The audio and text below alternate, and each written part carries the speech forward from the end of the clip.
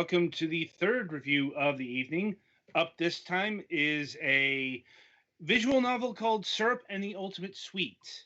In the magical town, there lives a candy alchemist, Syrup, who one day discovers a candy golem in her basement. Where did she come from? Who could have made her? Go find out. Featuring a memorable cast of colorful characters and 10 unique endings, your choices affect the story. Will Syrup achieve her dream of making the ultimate sweet, or will she meet a much more tragic fate?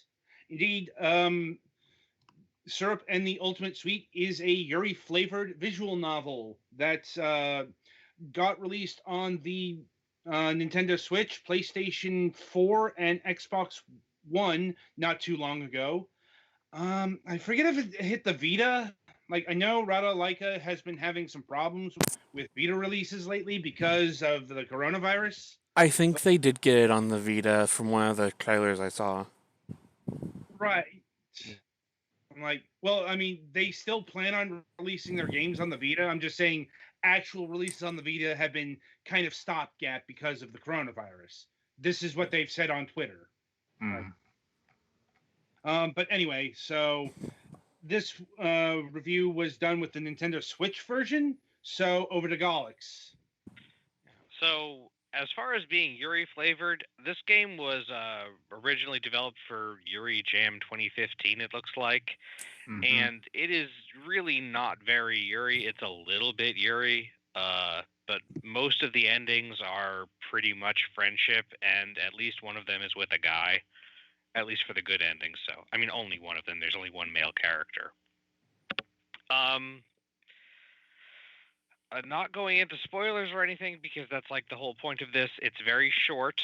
You could play through it in like an hour or two tops if you're reading everything, or if you get some of the bad endings are very short. So, I mean, there's one ending that's literally like 3 choices.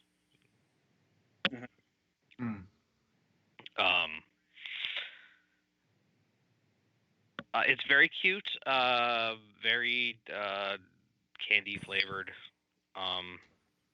The whole crux of the story is that Syrup is a magic alchemist and is a candy alchemist, and everyone else uses actual magic. So, and apparently making candy golems is hard, so no one quite can figure out where this one comes to until the end of it. There's a cute witch who is your rival because apparently when you first moved into town, there was a disagreement over letting her learn how to do candy or something. There are out of the endings, there are 5 good ones, of which there are really like 4 good ones, and then one that you can get another time, and it goes off on its own thing. I haven't quite gotten that one yet because I was trying to get more breadth of things rather than going down mostly the same route again. There's no voice acting. There's some background music that's I don't know, it's bells and stuff, like Church bells? No, like I mean, it's like town background music. Some of it's almost a little bit Christmassy. It's suitable for being candy. Right. I think it's worth it. Probably if you're interested in playing multiple times, if you like games with candy and cute witches and girls and stuff, like if you're Naka, you'd probably like this. I don't know. Has anyone told him that this game exists? I don't have a direct line to him, or I probably would have. I mean, I guess I still have direct lines to him, but I literally haven't spoken to him face to face for years. As far as incentives for completing this game in various ways, on the Switch version, even on the Switch version, on the main screen, it starts out with outlines or with standard standing like chibi pictures of the 5 main characters, and after you get the ending for each character, including the protagonist, that changes to a more dynamic and interesting looking picture of them that shows some of their character development. There's not really any particular benefit to getting the bad endings on Switch because it doesn't have trophies or anything, but on the other versions there are rewards for that too. Mm-hmm. If this game cost any more than $5, I would say it costs too much, but I think $5 is reasonable for what it is. Though, for what it's worth, it's also available on itch.io for less, and literally, I think the recommended price is $4. But even if you only pay $2, you get a little PDF art book thingy that also has a bit of a guide for endings in it. Though also, you could find that online if you look it up. Right. Cute overall. I like it. Just not a whole lot there, you know. Once again, it's like candy. I'm surprised how restrained we've been with the candy puns. I mean, like, believe me, this could have gone very, very down the gutter. I'm glad that didn't happen. Indeed. I just have to slap people. There's still time.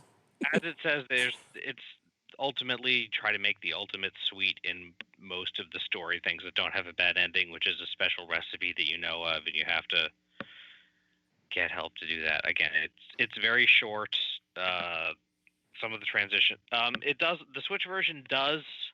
I guess the closest thing to an incentive to getting into the bad endings is the Switch version does have a gallery that unlocks the art that you've seen, like the backgrounds that you've seen, the basic character profile designs, of which I think you see pretty much all of them on one ending. It's not as fleshed out as the PDF art book.